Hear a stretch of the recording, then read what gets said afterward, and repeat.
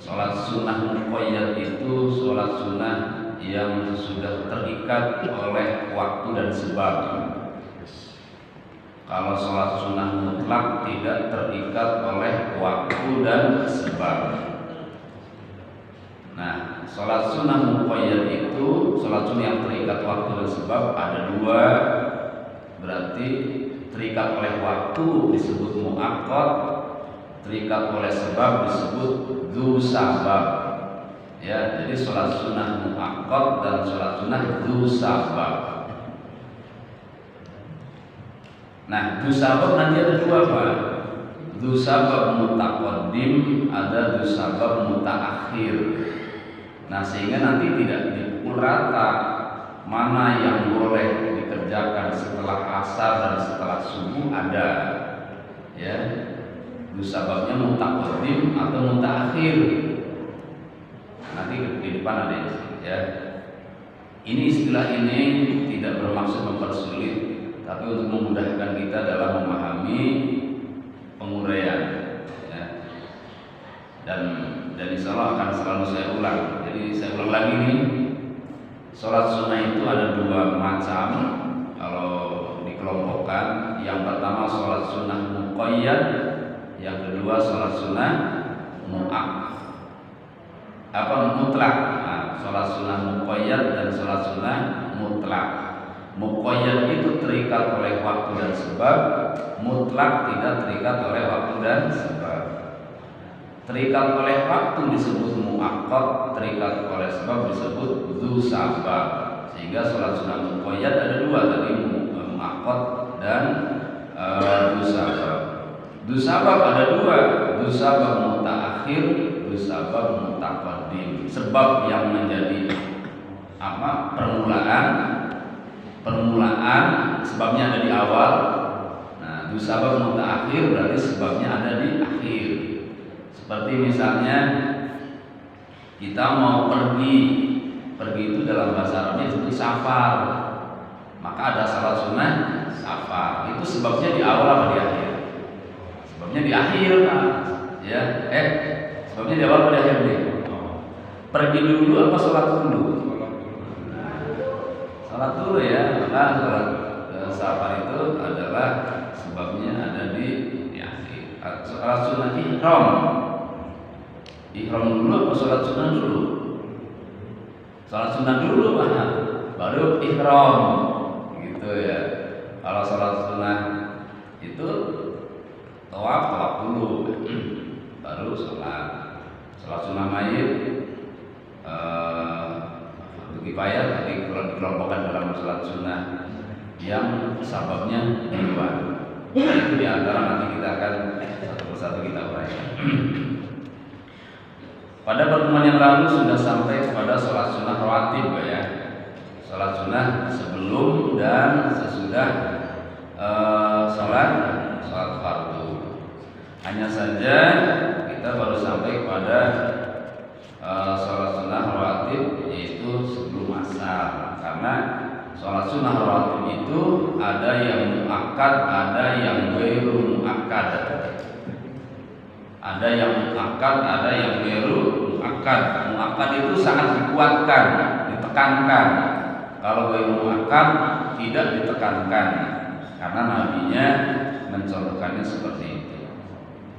Yang muakkad atau kita sebut muakkadah, karena sunnah itu ada ta'mar mudhohnya. Maka yang tepat itu menurut kaidah tata bahasa Arab yang muakkadah. Ini sholat sunnah muakkadah, gitu. Yaitu diantaranya adalah sholat rawatib yang mengikuti sholat fardu yang termasuk muakkad ada 10 rakaat. Yang pertama 2 rakaat sebelum subuh, ya, disebutnya sholat sunnah fajar. Sholat sunnah 2 rakaat sebelum subuh. Sebelum sholat subuh maksudnya, bukan sebelum subuh, Pak. Kalau kita memahami sholat sunnah sebelum subuh, ada lagi nanti persepsinya, sehingga nanti bisa dipahami sholat sunnah sebelum subuh ada, sholat sunnah qobliyah subuh ada. Padahal yang dimaksud sholat sunnah subuh itu, sholat sunnah fajar itu adalah sholat sunnah qobliyah subuh. Kenapa? Karena subuh disebut sholat fajar, sholat asar disebut sholat wusta, ya. Nah, sholat isya disebut sholat atama, nama sholat lain ada lagi gitu Pak, ya. Nah, maka yang dimaksud sholat qobliyah subuh tentunya kalau begitu adalah sholat disebut sholat fajar adalah sholat sunnah qobliyah subuh. Karena ba'diyah subuh tidak ada, ya. Nah, ini sangat ditekankan, disebutnya adalah sholat sunnah muakkadah. Makanya Nabi bersabda, "Raka'atal fajri khairun minad dunya wa ma fiha." Ya, 2 rakaat sholat fajar itu lebih baik dari dunia seisinya. Lalu berikutnya adalah 2 rakaat sebelum zuhur. Itu berarti 4 apa ya? Sebelum subuh, sebelum zuhur masing-masing 2. Lalu 2 rakaat sesudah zuhur, berarti 6. Lalu 2 rakaat sesudah maghrib 8 dan 2 rakaat sesudah isya, berarti 10 yang muakkad. Asar tidak termasuk muakkad, Pak. Jadi asar itu ya Nabi seringnya terlihat tidak, tapi Nabi juga mengerjakan, maka disebut nanti sebelum asar disebut ghairu muakkad. Ya. Jadi saya ulang, sebelum subuh 2. Subuh berarti ada, yaitu sebelumnya 2. Lalu zuhur ada 2 sebelumnya, 2 sesudahnya. Itu yang muakkad. Nanti kalau ditambah ghairu muakkad 4 Pak. Karena yang 2-nya termasuk ghairu muakkad, maka sebelum zuhur ada 2 rakaat muakkad, ada yang ghairu muakkad jadi 4. Jadi yang muakkadnya 2, ya. Lalu 2 rakaat sesudah maghrib dan 2 rakaat sesudah isya. Sebelum maghrib dan sebelum isya termasuknya ghairu muakkad. Maka kalau sebelum isya itu kalau ada taklim maghrib, ya begitu azan langsung qomat, itu sunnah saja Pak. Maksudnya karena ghairu muakkad dan karena taklim, ya maka sholat sunnah qobliyah isya-nya tidak dikerjakan. Jangan menganggap yang sunnah itu apalagi ghairu muakkad itu konotasinya adalah atau persepsinya adalah wajib, sehingga harus dikerjakan. Nah, sekarang yang ghairu muakkad itu ada 12. Yang tadi muakkad 2, yang muakkad 10, yang ghairu muakkad ada 12. Apa saja? 2 rakaat sebelum zuhur, ya, 2 rakaat sebelum zuhur atau sebelum Jumat. Jadi ditambah yang muakkad berarti 4. Yang keduanya adalah 2 rakaat sesudah zuhur atau sesudah Jumat. Itu berarti 4, ya. Lalu 2 rakaat lagi sebelum asar, berarti 6, ya, sebelum asar. 2 rakaat lagi sebelum maghrib, 2 rakaat lagi sebelum maghrib berarti 8. Lalu 2 rakaat lagi sebelum isya. Sebelum isya berarti 10 ya. 10 berarti ya. Berarti semuanya 20 Pak. Semuanya 20 ya. Jadi sebelum isya itu 2 rakaat.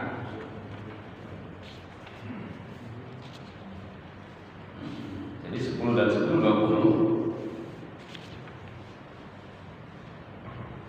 Nah, itu diantaranya adalah sholat sunnah rawatib. Jadi sholat sunnah rawatib ada 2 macam, sholat sunnah muakkad, sholat sunnah ghairu muakkad. Ini dalilnya ada semua Pak ya, tidak perlu saya bacakan. Nah, karena ini hal-hal yang mudah. Hanya saja dalam pelaksanaannya Pak, kalau sholat zuhur yang mau rawatib yang mau kita dirikan 4 rakaat itu sah 1 kali salam, ya. 2 rakaat salam boleh, sekaligus 4 rakaat 1 kali salam juga boleh, tetapi tidak ada tahiyat awal. tidak pakai tahiyat awal kalau 4 rakaat, langsung begitu rakaat kedua bangun menuju ke rakaat ketiga. Karena kalau ada tahiyat awal nanti mirip sholat zuhur, ya, jadi tidak pakai tahiyat awal, langsung kepada rakaat ketiga ya. Adapun kalau sholat sunnah di malam hari, Pak, Nabi pernah bersabda gini, sholatul lail masna masna. Sholat sunnah malam hari itu dua-dua, ya, 2 rakaat salam, 2 rakaat salam, itu utamanya. Walaupun masih boleh juga 4 rakaat salam, seperti sholat tarawih kan ada 4 rakaat salam, tapi yang utama adalah 2 rakaat salam, 2 rakaat salam setiap sholat sunnah malam. Ya, makanya sholat witir juga baiknya 2 rakaat salam, lalu nanti 1 rakaat. Walaupun boleh 3 rakaat sekaligus, ya, itu 1 kali salam. Jadi berdasarkan sholatul lail masna masna, kalau dikerjakan di malam hari berarti 2-2. Misalnya kalau mau mengerjakan sholat mutlak kan sah-sah saja berapa rakaat pun, 4 rakaat atau 2 rakaat salam itu boleh, tapi utamanya tetap 2 rakaat salam.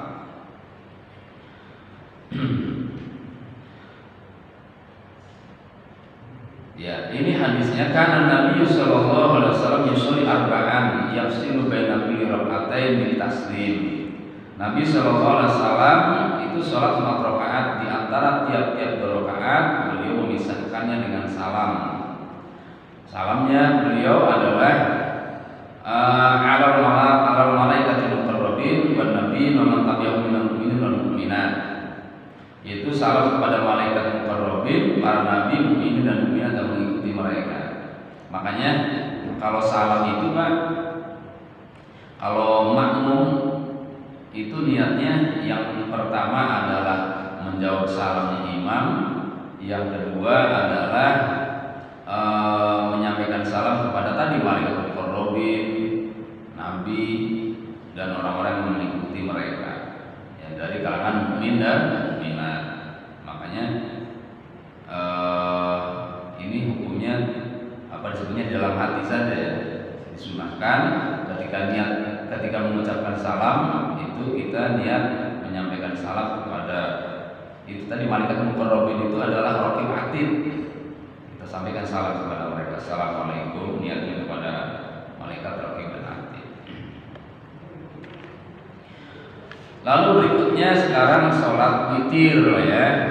Ini sholat sunnah rawatib sudah, sholat witir ini termasuk sholat sunnah muakkad masih, karena dia dikerjakan bukan karena sebab, dia dikerjakan karena waktunya yaitu setelah sholat isya,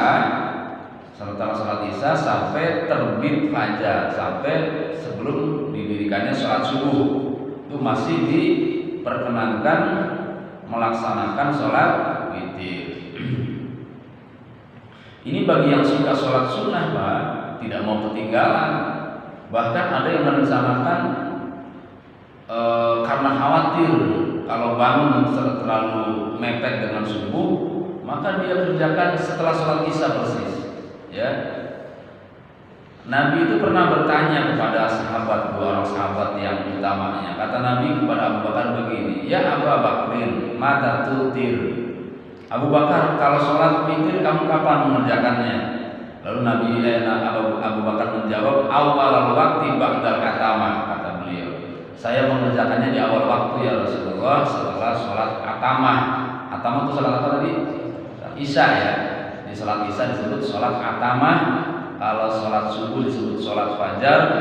Kalau sholat asar disebut sholat wusta. Nah, yang 2 Bapak cari sendiri deh, yang lainnya. Jadi ketika Abu Bakar ditanya, mata tutir, kapan kamu mengerjakan sholat witir, Abu Bakar? Abu Bakar menjawab, kata beliau, awal waktu ba'dal atama, di awal waktu setelah sholat isya. Lalu ketika Abu Bakar yang ditanya, fa anta ya Umar, kamu kapan? Umar menjawab, akhirul lail, di akhir malam ya Rasulullah. Itu dua-duanya dibenarkan. Kata Nabi, amma anta ya Abu Bakar, anta bistiqah. Abu Bakar, yang kamu kerjakan itu adalah berpegang pada kehati-hatian. Artinya takut tidak bisa bangun, ya. Lalu sayang-sayang kalau ada waktu sholat witir, kenapa tidak? Maka dikerjakan di awal waktu setelah sholat isya. Abu Bakar itu sangat menakut, Pak. Takut kalau nanti tidurnya kebablasan gak bangun-bangun, ya, daripada nanti nggak sholat witir, mendingan sholat witir sekarang. Atau begitu bangun subuh, kan nggak kebagian witir, Pak. Ya, maka dikerjakannya sebelum tidur. Lalu kalau Umar, fa'anta Umar, engkau ya Umar, kata Nabi, fa'akhadta bil quwwah, kamu berpegangan pada kekuatan. Jadi dibenarkan oleh Nabi, fa'anta bistiqah, fa'anta bil quwwah. Kamu Umar berpegangan pada kekuatan, kamu Abu Bakar berpegangan pada kehati-hatian. Jadi berarti kalau begitu, Pak, lihat dan tahu diri siapa kita. Tapi namanya malas aja, Pak, ya. Di awal waktu sholat isya malas, apalagi kalau sholatnya di rumah. Kalau sholat di rumah pasti gak mengerjakan sholat sunnah. Begitu salam, kadang di gereja sebentar, ya, apalagi udah ditungguin, yang nungguin ada makanannya. Udah suratnya inna a'tayna, rakaat pertama inna a'tayna, rakaat kedua inna a'tayna. Karena sudah ditungguin. Iya, itu yang paling banyak surat kan inna a'tayna, apa ya? Kalah dulu juga, Pak. Dulu kalah sama inna a'tayna. Jadi begitu. Karena sholat witir itu ciri daripada umatnya Nabi, kan? Ciri daripada umatnya Nabi adalah sholat witir, karena sholat witir hanya diberikan oleh Allah kepada umatnya Rasulullah SAW. Iya. Nah, bagaimana kalau kita, makanya lihat-lihat kalau kita memang punya keinginan mengamalkan sabda, kan sabda Nabi kan ada juga yang begini bunyinya, maknanya, ya, jadikan sholat witirmu sebagai sholat di akhir malammu. Pernah dengar gak kalimat itu? Iya, ada kan, ya? Kata Nabi, ij'alu al-witra akhirat sholat layalikum. Jadikan sholat witirmu menjadi akhir sholat malammu. Jadi kalau begitu, tahajud ya kita kerjakan, lalu ditutup dengan witir, itu yang utama aslinya, Pak. Tapi jangan ngejar yang utama kalau masih belum istiqomah. Istiqomah itu lebih utama, Pak, daripada waktu. Ya, waktu itu kalah. Yang penting istiqomah dulu. Kalau kita sudah istiqomah mengamalkan sholat witir di awal waktu, baru kemudian kita coba prinsip yang kedua. Saya ingin mengamalkan sabda Nabi yang kedua. Apa sabda Nabi yang kedua? Jadikan sholat witirmu di akhir sholat malammu. Nah, kalimat itu bukan wajib, Pak. Maka bagi orang yang memahami sabda Nabi ini wajib, itu karena mereka ngajinya langsung ke hadis, tidak ngaji lewat ilmunya para ulama yang disebut ilmu fikih. Ilmu fikih itu ilmu yang diramu berdasarkan Al-Quran dan hadis oleh para ulama. Nah, kita tinggal makan, Pak. Ilmunya sudah dibuatkan oleh ulama nih. Rukun sholat sekian, syarat sholat sekian, batal sholat sekian.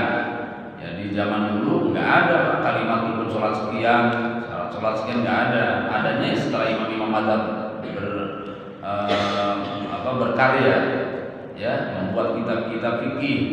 Nah, baru tuh kita kesininya mengikuti apa yang menjadi ilmu mereka. Ya, jadi sholat witir itu adalah sholat sunnah yang dikerjakan setelah sholat isya dan berakhir menjelang sholat subuh. Berapa rakaat? Bilangan rakaatnya maksimal 11, minimal 1 rakaat. Karena yang dimaksud witir adalah ganjil. Kan ada surat wal fajri wal layalin asyar, terus wasyaf'i wal watr. Genap itu syafa, witir itu ganjil ya, ganjil itu witir, genap itu syafa. Wasyaf'i wal watr, demi genap dan ganjil. Jadi genap ganjil bukan di zaman sekarang aja Pak. Di Al-Quran sudah ada genap ganjil, itu ada ganjil genap kalau kita. Kalau di Al-Quran genap ganjil. Wasyaf'i wal watr. Jadi berapa rakaat? Minimal 1 rakaat, maksimal 11. Itu sholat witir Pak. Kalau sholat tahajud nggak ada batasnya kalau tahajud. Dan witir bagian dari tahajud kalau kita mengerjakannya setelah tidur. Nah, untungnya itu Pak. Jadi kata Allah, wa minal laili fatahajjat bihi nafilatan lak. Dan di antara malam-malammu fatahajjat, maka tahajudlah. Apa maknanya tahajud? Tahajud itu maknanya tinggalkan tempat tidur. Tahajud maknanya secara bahasa.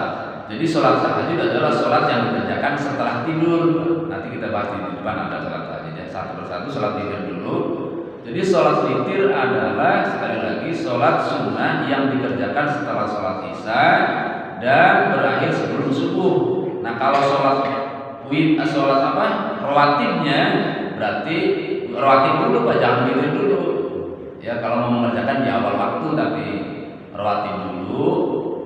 Berarti rawatib itu ba'diyah isya ya. Setelah sholat sunnah ba'diyah baru mengerjakan sholat witir.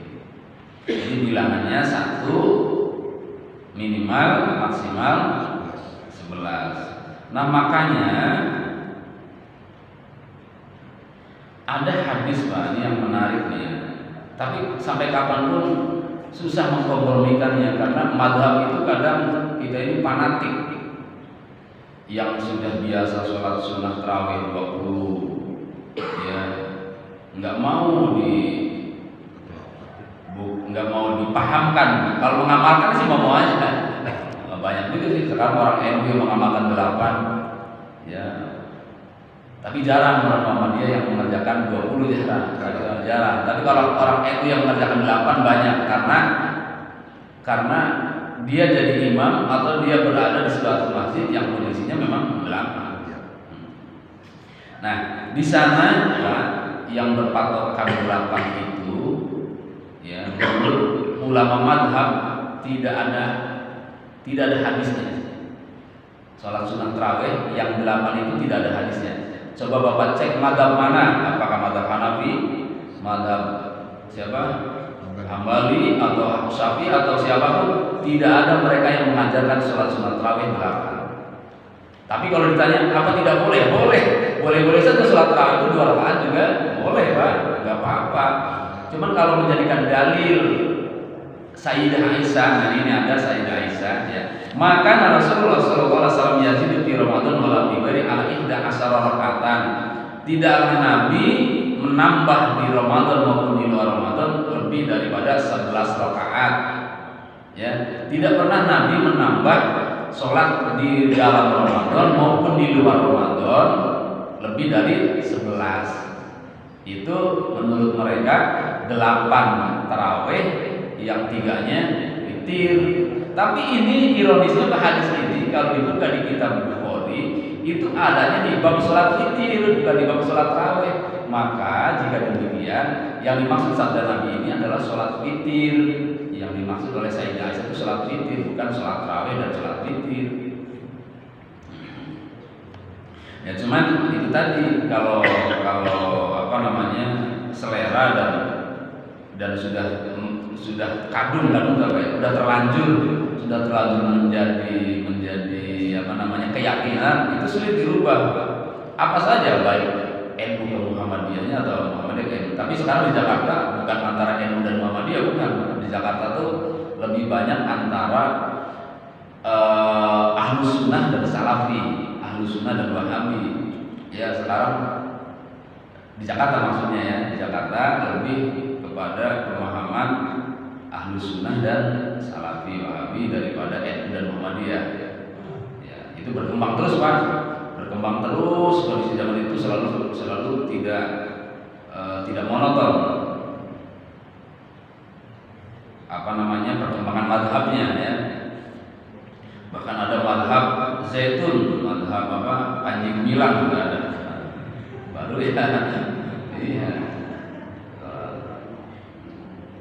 Nanti ada lagi mungkin Pak dari Mubarak ini madhab baru. Bahkan kalau Buya Arazi mengatakan sangat keras, kalimatnya sangat menohok sekali kalau Buya Arazi. Hadisnya sahih tapi pendalilannya yang tidak sahih. Maksudnya hadisnya sahih menjadikan dalil ini untuk amal ini tidak sahih, tidak tepat.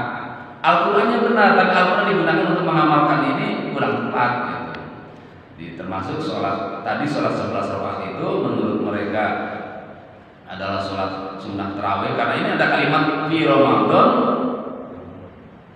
Terus wala fi ghairihi, di Ramadan maupun di luar Ramadan. Berarti kalau begitu tidak ada sholat tarawih di luar Ramadan, tak adanya di dalam Ramadan.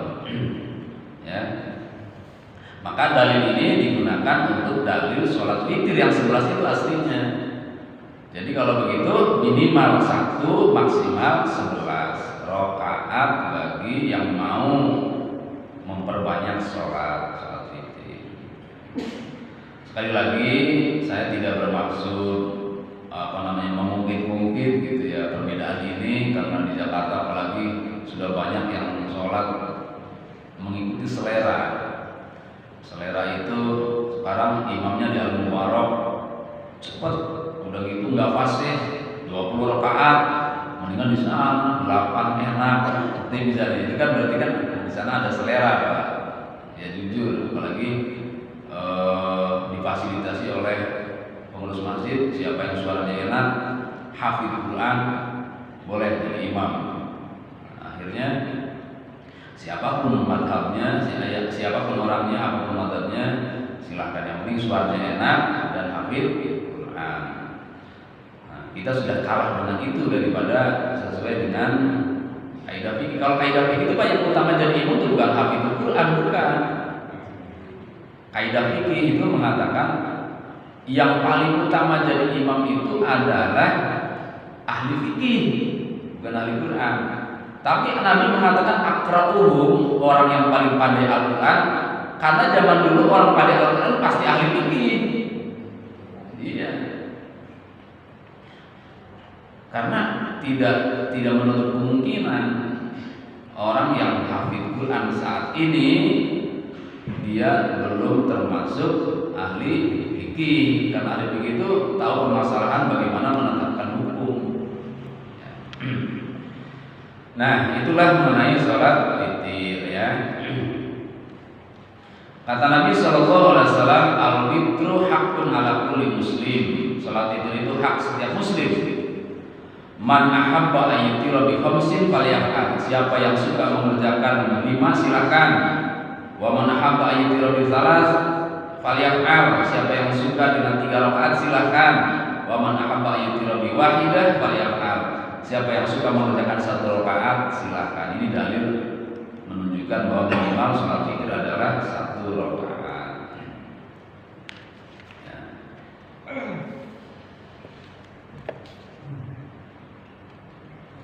Lalu diriwayatkan oleh Imam Muslim, Ahmad, Tirmidzi dan Ibnu Majah dari Jabir bin Abdullah radhiyallahu anhu, beliau berkata, qala Rasulullah sallallahu alaihi wasallam, bersabda Nabi sallallahu alaihi wasallam, man dzanna minkum, siapa di antara kamu menduga annahu la yastaiqitu akhirah falyutir awwalah, menduga apa?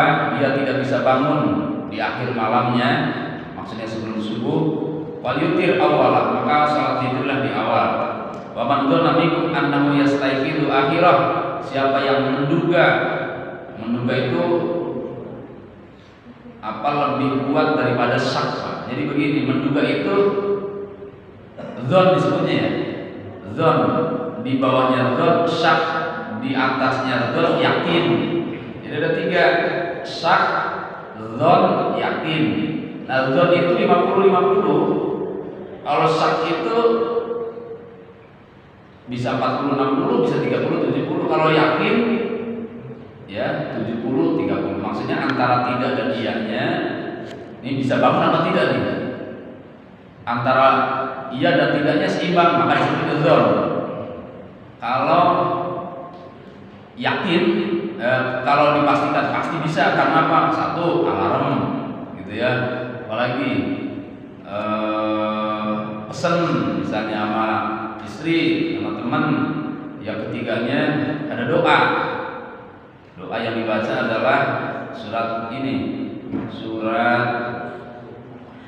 Al-Kahfi ayat terakhir, Pak. Ya, surat Al-Kahfi ayat terakhir itu dibaca sebelum tidur. Kalau para ulama kita menganjurkan minimal tiga kali dibaca tanpa nafas, lalu memohon pada Allah dengan syafaat surat Al-Kahfi, semoga Engkau berikan kualitas tidur kepada saya dan dibangunkan pada jam sekian. Itu namanya kita bertawakal kepada Allah dan minta syafaat dari Al-Quran yang telah kita baca. Surat Al-Kahfi ayat terakhir bunyinya gimana, Pak?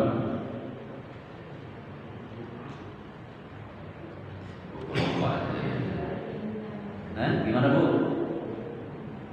Surat Kahfi ayat terakhir.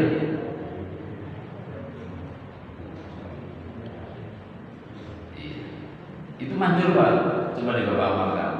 Manjur banget. Jadi tanpa alarm itu tahu-tahu bangun aja. Bangun dan tidurnya berkualitas. Lupa saya, gampang lupa. Nah, itu sholat witir ya.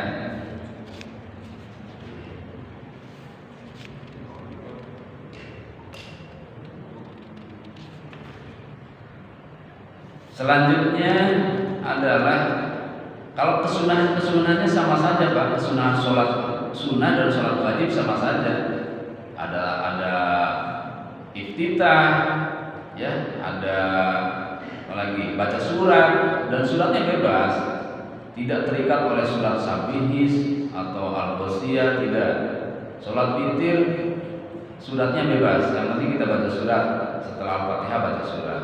Tapi kalau yang mau mengamalkan seperti yang diamalkan Nabi, kebanyakan diamalkan Nabi ya suratnya surat sabihis al-a'la dan al-ghosiyah. Kalau kita mau mengamalkan 3 rakaat, yang lainnya silakan sesuaikan dengan kemampuan kita. Ya, doanya tidak ada juga yang biasa diucapkan oleh Nabi, itu adalah sebagai zikir. Ya, subhanal malikul kudus, subhanal malikul kudus, subhanal malikul kudus, subuhun kudusun rabbuna wa rabbul malaikati wal ruh, itu zikirnya. Ya, ada juga doanya sih. Allahumma inni a'udzu biridha min sakhatik wa a'udzu bi mu'afatik min uqubatik wa a'udzu bika min kala'usisan alaik anta kama satara nafsi, seperti yang kita baca pada saat ini zikir habis sholat fardu. Ya, ini dalil yang mengenai baca suratnya. Diriwayatkan oleh Imam Abu Dawud, Nasa'i, Daruqutni dari Ubay bin Ka'ab radhiyallahu anhu. Beliau berkata, "Kana Rasulullah sallallahu alaihi wasallam yaqra'u fil fitri bisabbi ismi rabbikal a'la." Rasulullah kalau salat witir membaca sabbi ismi rabbikal a'la wa qul ya ayyuhal kafirun dan qul ya ayyuhal kafirun. Fa idza salama qala subhanal malikul qudus.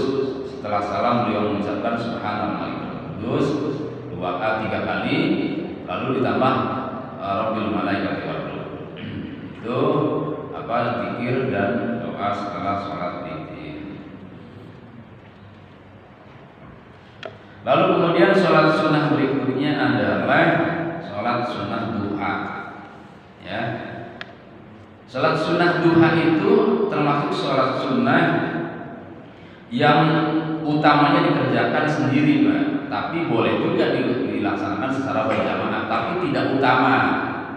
Ya, bahkan ada yang mengatakan bid'ah juga, karena Nabi tidak pernah mengajarkan sholat duha berjamaah. Nah, sehubungan ada kejadian atau ada pengalaman yang dialami oleh sahabat sholat sunnah ikut dengan Nabi saat diundang makan oleh sahabat Abdullah ibnu Maktum. Abu Bakar dan Umar ikut sholat berjamaah, padahal Nabi sholat ba'diyah zuhur atau sholat mutlak saat itu. Tapi dua orang sahabat ini ikut sholat di belakangnya, dan Nabi tidak melarangnya. Itu menandakan sholat sunnah itu walaupun utamanya dilaksanakan oleh sendiri munfarid, tapi boleh juga dikerjakan secara berjamaah. Tapi kita kembalikan kepada keutamaan, yaitu sholat duha utamanya dilaksanakan sendiri, ya. Tapi bagaimana kalau misalnya ada gerakan? Al-Mubarak ini pengurusnya punya gerakan baru, senam bersama, sholat duha bersama, makan bubur bersama, gitu misalnya. Yang mau silahkan ambil seragamnya gratis dan jadi bisa begitu Pak. Semangat, sholat duhanya semangat tadinya. Nah itu boleh dikerjakan secara berjamaah, ya. Jadi berapa rakaat sholat duha? Sholat duha itu maksimal 12 rakaat, ya 12. Kalau Imam Syafi'i mengatakan utamanya 8, tapi maksimal 12, minimal 2, ya. Itu sholat duha.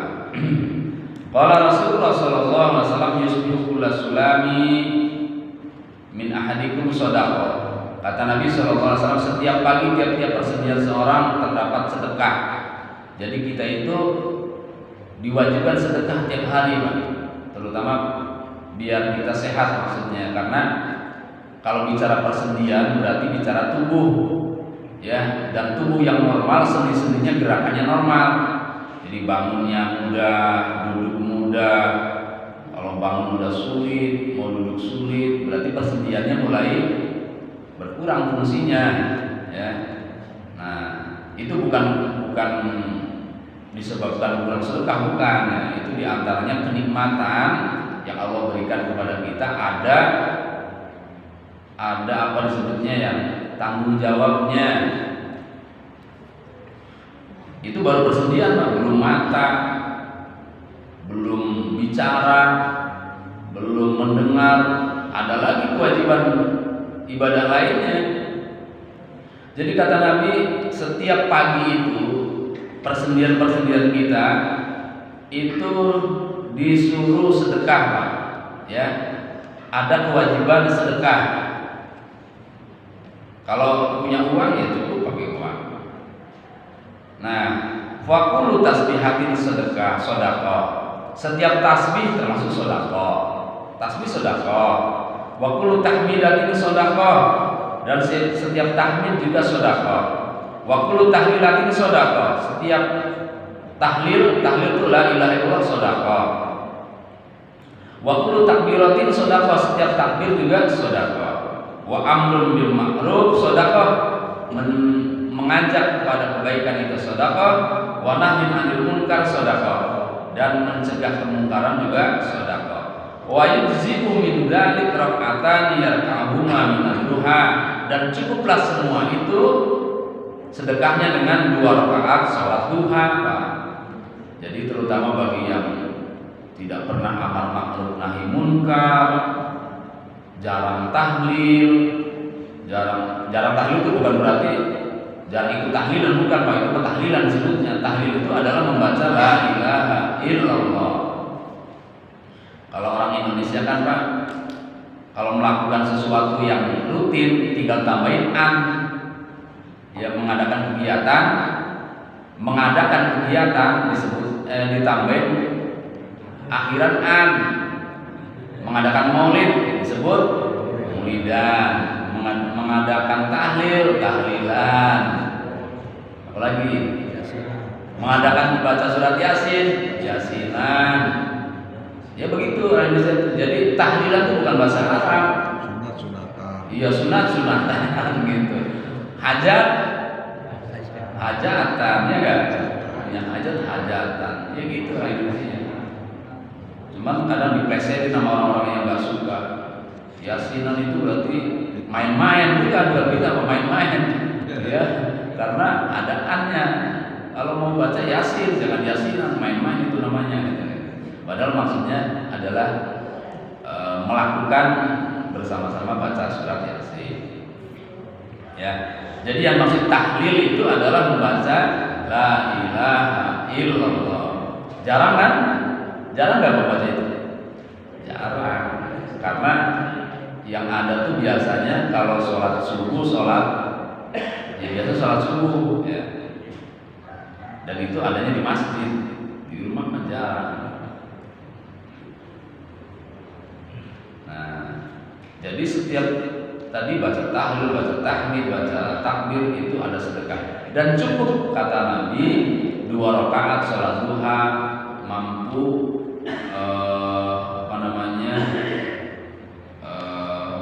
mencukupi untuk itu semua. Ya, mampu mencukupi untuk itu semua. Jadi katakanlah tidak tahlil, tidak takbir, tidak amar ma'ruf, tidak nahi munkar, tapi tiap hari rajin mengamalkan sholat duha. Sebab ada juga orang yang berprinsip ini, Pak, sholat duha itu untuk menambah rizki, untuk meminta rizki. Sholat itu pas sebaiknya jangan ada niat-niat seperti itu, ya. Boleh, tapi saat doa saja niatnya, sholatnya jangan. Jadi saat doa saja, saat doa setelah selesai sholat duha baru kita minta rezeki, sah itu, Pak. Tapi kalau saat sholat, ya sholatnya niat ini aja, niat mengamalkan sunnah. Nah, untuk minta rezeki adanya setelah sholat, yaitu dalam doa. Nabi SAW juga pernah berjanji, man hafadha ala syafa'ati duha ghufirat lahu dzunubuh walau kanat mithla zabatil bahr. Siapa yang bisa eksis, bisa istiqomah mengamalkan sholat duha tiap hari, Pak, Nabi berjanji ghufirat lahu dzunubuh, akan diampuni segala dosa-dosanya. Walau kanat mithla zabatil bahri, walaupun dosanya itu sampai seperti buih di lautan, berarti saking banyaknya dosa. Ya, itulah keutamaan sholat duha. Nah, adapun waktunya, Nabi SAW bersabda begini. Bukan Nabi bersabda, ada sahabat yang berkata melihat Nabi, kharajan Nabi SAW, Nabi suatu saat keluar dari rumahnya ala ahli Kuba, kepada penduduk Kuba, yusalluna duha, kemudian mereka sholat duha. Faqala, lalu Nabi bersabda, sholatul awabin idza ramadatil qisal minad duha. Sholat awabin itu maksudnya sholat duha. Disebut sholat awabin karena memang dengan sholat itu diampuni dosa. Ya. Sholat awabin itu sholatnya orang-orang yang bertobat. Maka kemudian beliau bersabda, sholat awabin itu apabila anak-anak unta mulai terbakar oleh terik matahari.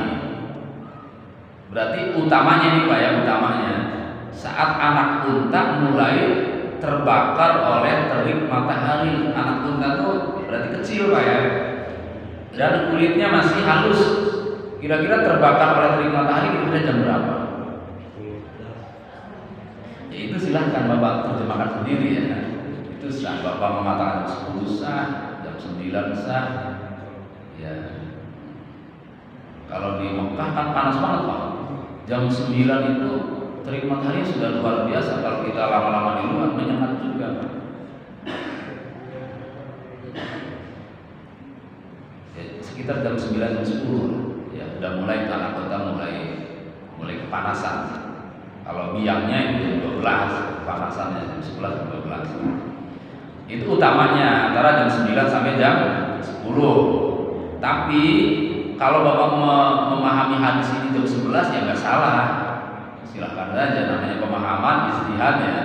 Tapi kalau ijtihad hendaknya diimbangi dengan pengalaman para ulama memahami juga. Jadi sehingga pemahaman kita dengan pemahaman para ulama tidak jauh berbeda. Nah, tetapi kalau melihat daripada waktu yang diberikan oleh Nabi sebagai kelonggaran, yang mulai dari terbit matahari lewat sedikit sampai sebelum zawal, sebelum zuhur, itu waktu sholat duha. Kalau pas lagi terbit itu haram hukumnya sholat sunnah. Begitu terbit lewat dikit itu sudah mulai sholat duha disyariatkan.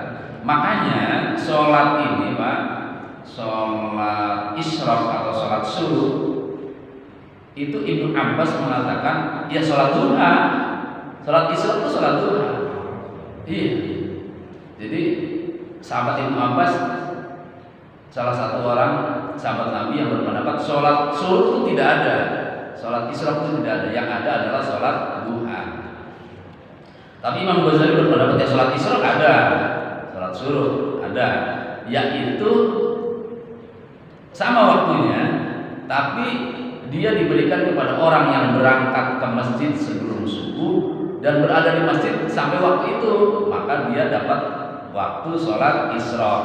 Tapi kalau berangkat ke masjidnya sudah adzan atau setelah adzan, maka dia tidak kebagian sholat isyraq, Pak. Tidak mendapatkan waktu sholat isyraq atau sholat subuh. Maka masuknya sholat duha. Sama dengan begini deh. Zakat fitrah itu waktunya adalah mulai berakhirnya Ramadan, mulai berakhirnya bulan Ramadan berarti kan maghrib ya, sampai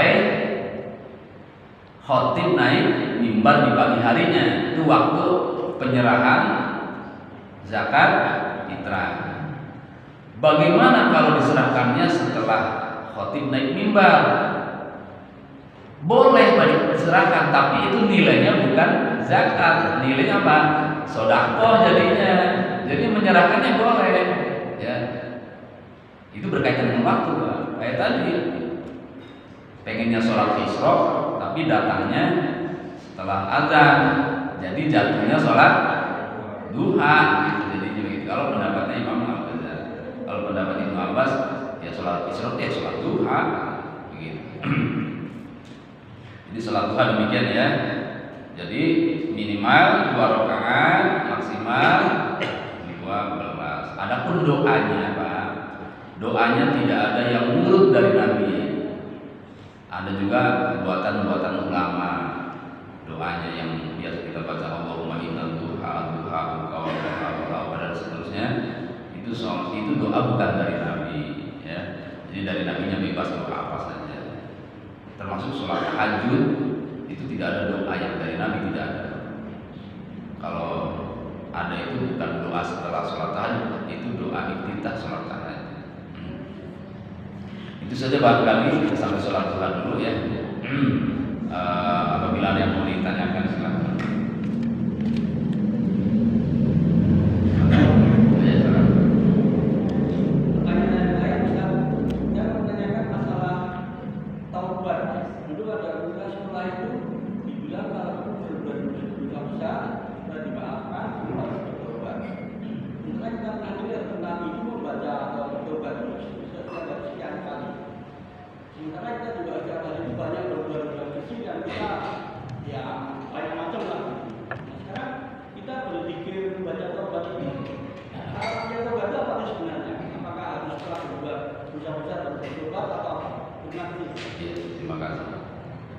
Taubat itu maknanya adalah kembali.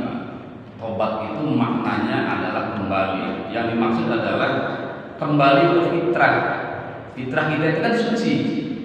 Fitrah kita itu kata Nabi, kullu maulud yuladu al fitrah. Setiap yang lahir itu dilahirkan dalam badan fitrah. Fitrah itu suci, tidak ada dosa.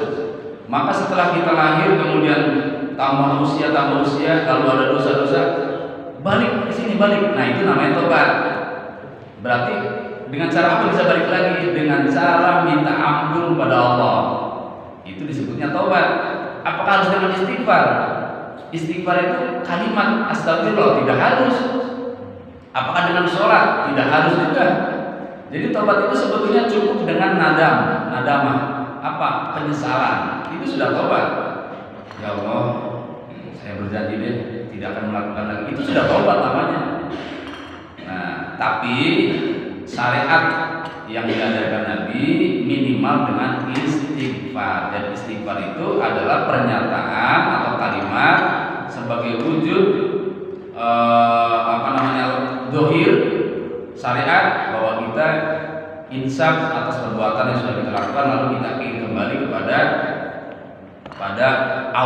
itu suci, tidak ada dosa.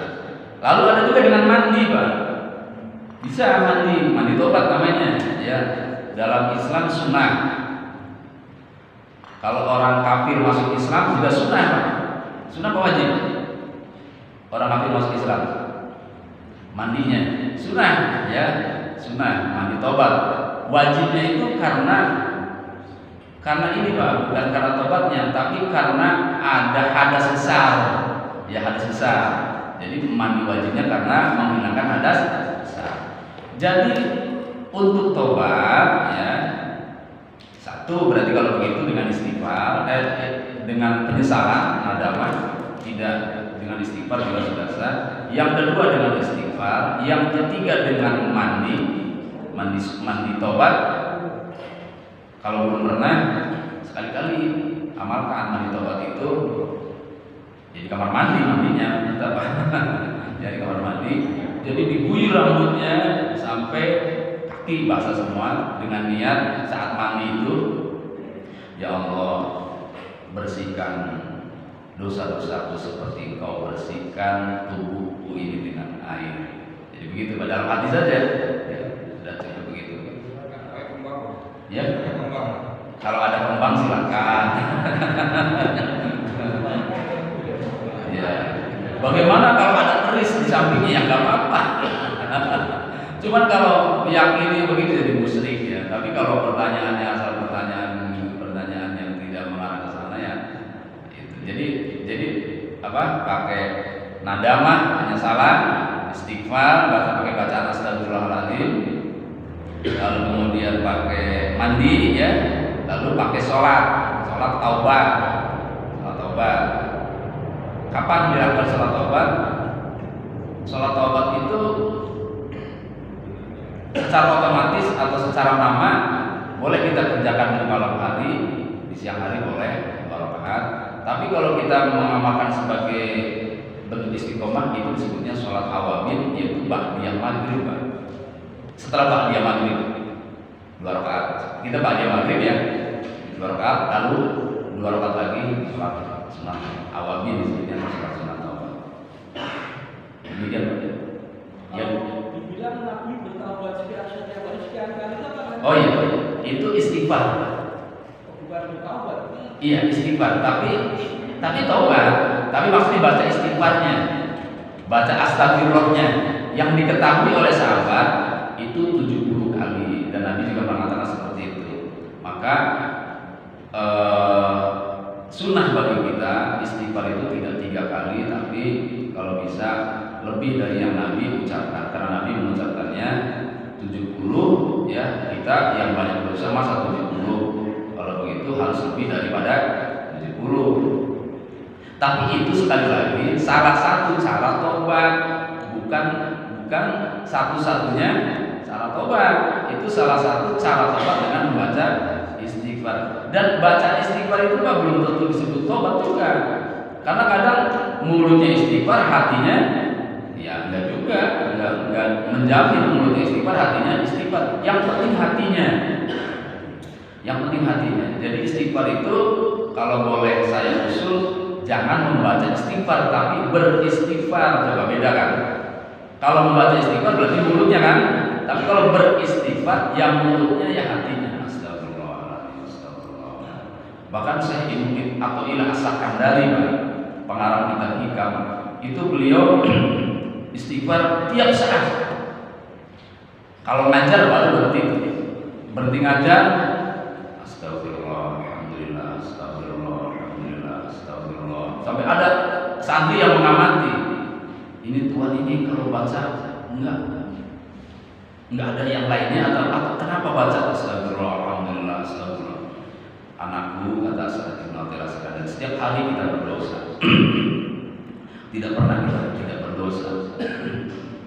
Maka kita harus istighfar, ya. Pertama, alhamdulillah. Tiap hari kita dapat nikmat, maka kita wajib membaca alhamdulillah. Tiap saat kita dapat nikmat. Dan karena kita tidak bisa mensyukurinya, kita harus istighfar. Maka baca istighfar. Maka beliau kalau berzikir, astagfirullah, alhamdulillah, astagfirullah, alhamdulillah, astagfirullah, alhamdulillah, gitu. Itu hati Pak, mulutnya biar hatinya nggak kemana-mana, mulutnya mengucap. Biar mulutnya mengucap, tangannya memberi kodenya tasbih. Kalau nggak ada tasbih, mulutnya nggak mengucap, coba aja Bapak ini apa namanya, pengen istiqomah begitulah. Saya pengen jalan sambil pikir, ada yang ngajak ngobrol aja udah lupa lagi tuh Pak. Lalai lagi tadi kalau pegang tasbih. Tapi hati-hati kalau pegang tasbih, ada yang mengatakan zikir aja pengen dilihat orang, kan bisa jadi begitu Pak ya. Jadi begitu. Jadi istighfar Nabi itu maksudnya mengistighfari apa? Beliau mengajarkan kita suruh istighfar. Kalau Nabi sih nggak perlu istighfar aslinya kan. Nabi itu nggak perlu istighfar karena Nabi nggak punya dosa istighfarin apa? Nggak ada. Cuma Nabi mengajarkan kepada kita agar kita mengikuti beliau. Nabi saja istighfar, kita tidak. Jadi kalau begitu istighfarnya Nabi apa? Istighfarnya Nabi adalah dalam rangka bersyukur pada Allah Subhanahu wa taala karena beliau dosa setelahnya sudah diampuni, dosa sebelumnya juga sudah diampuni. Jadi tidak ada dosa bagi Nabi karena Nabi maksud. Silakan.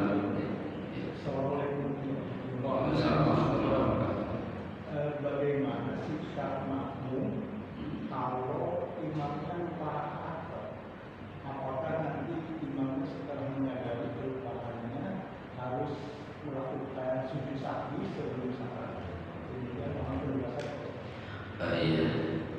Lupa rakaat itu yang dimaksud adalah kurang rakaatnya atau kelebihan rakaatnya, begitu ya.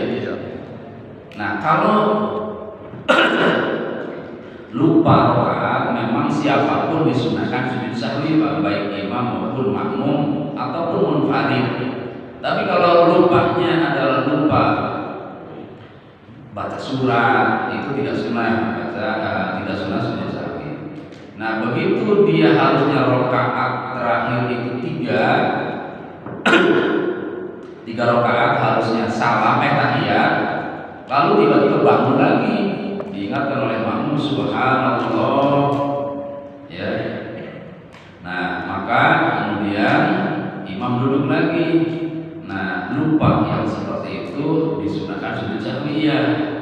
Kalau sudah sempat berdiri, kalau tidak sempat berdiri tidak, ya. Udah berdiri, karena kan ada imam begini modelnya, membaca takbir dari perpindahan gerakan itu adanya di akhir setelah sempurnanya gerakan. Misalnya bangun dari sujud ini, bangun aja dia, begitu sudah berdiri baru Allahu Akbar. Ada yang seperti itu, ada kan ya? Sehingga sulit bagi imam seperti ini diingatkan, sulit. Makanya kalau Imam Ghazali mengajarkan kalau baca takbir perpindahan sholat itu dari awal bangun sudah Allah. Nah biar nanti kalau salah makmum mengingatkannya dengan mudah, jangan sudah di akhir baru ada Allah Akbar. Nah, begitu perpindahan berikutnya juga demikian. Ya, jadi memang sunnah sujud sahwi bila sudah berdiri tegak, lalu begitu lihat ini tambahan rakaat terasa baru sujud duduk.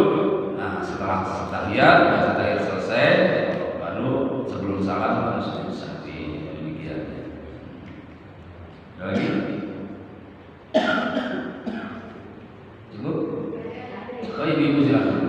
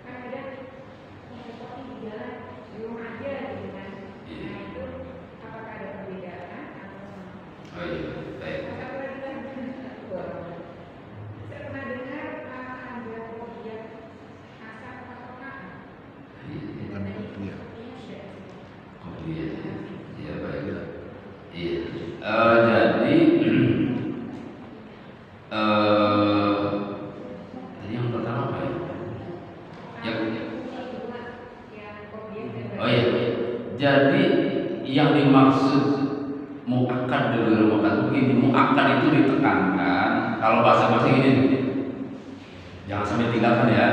Itu muakkad Pak, jangan sampai tinggalkan ya. Tapi wajib juga tidak Pak. Usahakan jangan sampai ditinggalkan. Nah itu namanya muakkad. Kalau belum muakkad, udah terserah deh. Karena Nabi pernah bersabda begini, bainal adzanaini salatun liman syaa. Di antara dua adzan itu ada salat. Di antara dua adzan itu ada salat, maksudnya antara adzan dan iqamat ada salat. Berarti setiap salat fardu yang ada adzannya ada iqamatnya, di situ ada salat qabliyah, kan begitu Pak ya. Nah, kata Nabi setiap dua adzan di antara dua adzan ada salat. Berarti kalau begitu ada salat sunnah qabliyah di setiap salat fardu. Hanya saja Nabi mengatakan liman syaa, ada kalimat itu bagi yang mau. Sehingga kalau diterjemahkan secara bebas, muakkad itu usahakan sholat ya, jangan sampai tidak. Kalau belum muakkad, ya udah nggak apa-apa, gitu nggak apa-apa gitu. Ada perlu Pak, ya udah nggak apa-apa gitu. Kurang sehat Pak, ya udah nggak apa-apa, namanya belum muakkad. Nah sebelum zuhur itu 2 rakaat muakkad, 2 rakaatnya belum muakkad gitu Pak. Setelah zuhur muakkadnya 2, belum muakkadnya 2. Maka kalau bisa jangan sampai yang 2 itu ditinggalkan. Kalau yang 2-nya lagi ya nggak apa-apa. Syukur-syukur dua-duanya, yang muakkadnya yang belum muakkadnya dikerjakan. Berarti 4 sebelum zuhur, 4 setelah zuhur. Kalau begitu sholat zuhur jadinya berapa? 12. 4 sebelum, 4 zuhur dan 4 sesudah ya. Fardu, qobliyah, ba'diyah, rawatib dan ghairu rawatib. Nah, mengenai sholat safar begini Pak. Sholat maksudnya kaitannya dengan sholat jamaah ya. Kaitannya dengan sholat jamaah begini atau sholat qashar. Pokoknya sholat fardu berdasarkan alasan safar itu boleh dijamaah, boleh di qashar. Hanya saja yang kita amalkan adalah saat kita safar, yang jarang orang tahu nih, yaitu saat kita safar. Kalau sudah sampai rumah sudah nggak safar lagi namanya. Makanya jangan melakukan sholat sunnah, jangan melakukan sholat sholat jamaah setelah kita sampai rumah. Iya, sudah sampai tujuan rumah. Nah makanya para imam ada membatasi itu Pak. Kalau begitu batasnya apa? Batasnya RT Pak. Batasnya RT. Kita mau berangkat nih ke sana, ke Surabaya atau paling dekat ke Subang lah gitu ya. Bapak keluar dari sini nih, sholat sunnah, sholat jamaahnya di musola itu kan tuh. Sholat musola apa namanya? RT 10. Iya, itu beda RT kan? Nah, begitu juga mau berangkat haji, gitu. Sholat sunnah safarnya sudah berangkat harus sholat sunnah. Jadi kalau mau dari sana, dari Bandung, ya mau nyampe sini tempat tujuan, ya sholat masih boleh tuh sholat jamaah di sini musola itu Pak. Tapi kalau sudah nyampe wilayah RT sendiri, nah itu sudah tidak safar lagi disebutnya. Ya, maka hendaknya lakukan sholat jamaah itu kalau mau jamaah takhir sebelum nyampe rumah tujuan. Tapi kalau rumah kita ada 2, bagaimana tuh? Di Bandung rumah kita, di sini rumah kita. Ya kita tempat tinggalnya di mana Pak? Tempat tinggalnya di mana ya? Kalau tempat tinggalnya memang dibagi 2, Senin, Selasa, Rabu di sini, Jumat, Sabtu, Minggu di sana misalnya. Ya kalau cuma Sabtu Minggu ya tidak safar namanya, itu balik gitu. Nggak boleh sholat di sana. Nah kalau rumah mertua atau rumah orang tua itu bukan tempat tinggal bukan. Jadi boleh kita sholat jamaah di rumah mertua kita di sana, misalnya di Cirebon, karena itu bukan rumah tinggal kita, itu rumah apa disebutnya Pak? Rumah ampiran ya. Ya masih dalam safar kita boleh di sana. Kalau mengenai jaraknya, Nah kalau jarak itu kalau dalam kilometer 85 lebih 80, sehingga pakai pesawat pun masih boleh kita sholat jamaah. Misalnya ke Cirebon pakai pesawat Kertajati, itu secara hukum fikih masih boleh kita sholat jamaah walaupun ringan gitu. Tapi secara akhlak, secara tasawuf Masa iya timbang segitu aja jamaah ya kosor itu nggak pantas gitu Pak, gitu doang bedanya. Tapi secara fikih masih boleh. Boleh. Cukup ya? Yang berikutnya apa bukan? Satu lagi Bu ya? Ada. Oh, qobliyah asar. Qobliyah asar tadi hadisnya di antara dua azan itu ada sholat sunnah. Sholat sunnah 2 rakaat. Nah, jadi boleh sholat qobliyah asar 2 rakaat, sholat qobliyah maghrib 2 rakaat, qobliyah isya 2 rakaat. Tapi itu semua disebutnya apa? Ghairul muakkad. Itu yang lewat tadi Pak 12 itu sebelum asar. Maaf ya, satu lagi nih. Harusnya 12 ini 10 yang ghairul muakkadnya. Ya. Jadi 12. Jadi sekali lagi di setiap antara adzan dan iqamah ada sholat sunnah bagi yang mau yang tidak termasuk muakkad. Jadi ada Bu ya, tapi bukan 4, 2. Kalau 4 yang keduanya mutlak disebutnya sholat mutlak, sah-sah saja berapa rakaat dan kapan saja. Baik, mudah-mudahan Allah senantiasa memberkahi kita dengan ilmu dan amal soleh, diberkahi juga rezekinya, diberkahi keluarganya, dan tentunya adalah kita semoga Allah jadikan sebagai hamba yang soleh, yang mampu bersyukur dan mampu mengamalkan ilmu yang sudah kita dapatkan. Amin ya rabbal alamin. Bismillahirrahmanirrahim. Alhamdulillahirabbil alamin. Wassalatu wassalamu ala sayyidina Maulana Muhammadin wa ala alihi washabbihi ajma'in. Allahumma wafiq imanana bi taufiq wa hidayah. Allahumma wafiqna lima tuhibbu wa tarda wa ja'al amalana fi ridha wa a'inna ala maridina wa dunya nabi rahmatika ya rabbal alamin. Wa sallallahu ala sayyidina Muhammad wa alihi wasallam. Alhamdulillahirabbil alamin. Assalamualaikum warahmatullahi wabarakatuh.